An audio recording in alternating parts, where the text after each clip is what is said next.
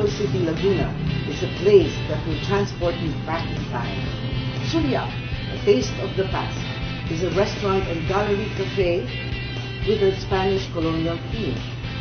The restaurant offers a menu of traditional Filipino cuisine, and the gallery is filled with antiques dating to the 1880s.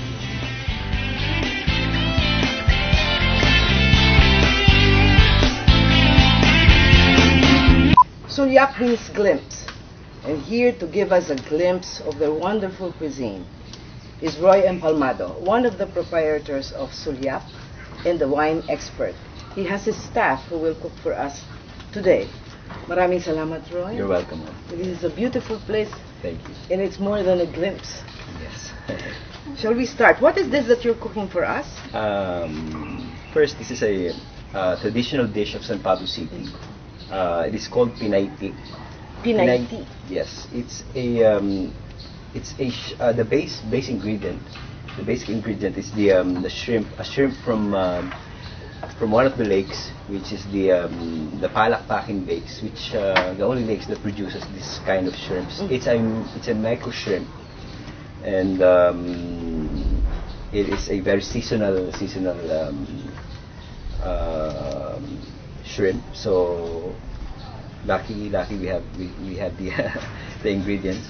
We came at the right time. Yes.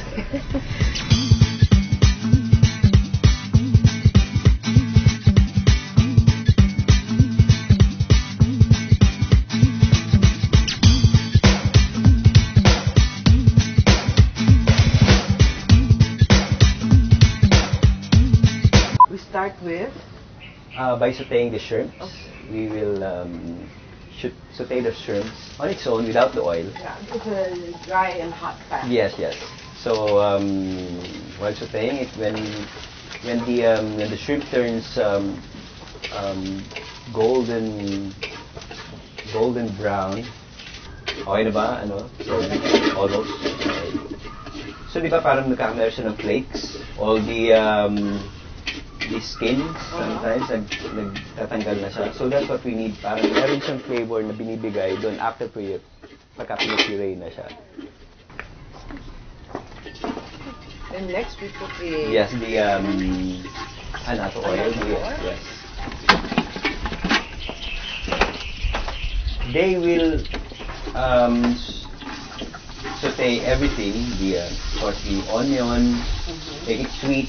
Of course, we're using the red onion kasi it's sweeter. And then afterwards, kapag nag-secrete na siya ng sweetness, and then we put of course, the garlic. And then after puree, then we will mix it all together. So you can see the consistency of the shrimp. They're becoming more. Even it has the skins, the shell. Though I said a while ago, it's very soft. It gives flavor to the dish. There was no liquid added. No liquid, yes. So that is the shrimps, pureed shrimp, with of course the extracted liquid. The head. Yes. That's what you put the head the extracted liquid. Yes. So it's a kilo of hipon, and how many coconuts do we have here? How many coconut, Emily, did you prepare? 2 kilos din. 2 kilos grated. Kakanggata ito o hindi? Kakanggata. And then some pepper.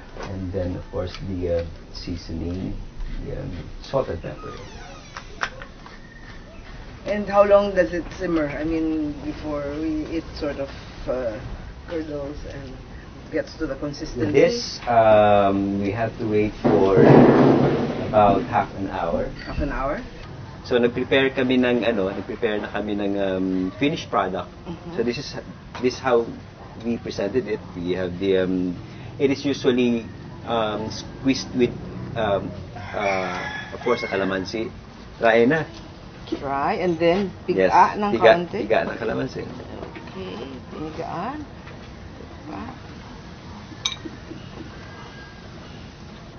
All the flavors are there. Yes, yes. The shrimp The shrimps, and the coconut.